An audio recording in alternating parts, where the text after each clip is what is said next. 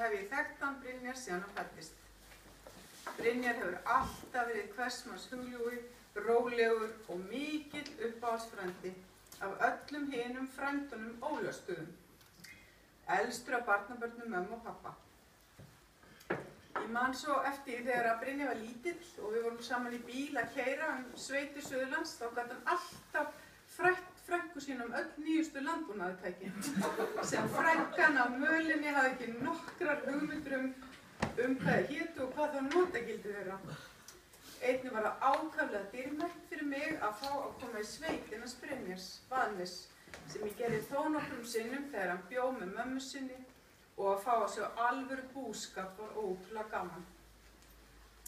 Ég hef alltaf vitað að Brynjar væri duglegur og fylginn sér og ég fekk enn frekari staðfestingu á því þegar Gísli minn fór að spekulera í því í stjórnmálafræðinni hver þetta væri nú eiginlega sem var alltaf að spyrja svona gáfulega og leggja orði í belg þarna aftast í stofunni í tímum. En það var til þess að hann fór að snúa sér við í stofunni og sá þennan myndarlega unga mann og viti menn, auðvitað var það frændi minn.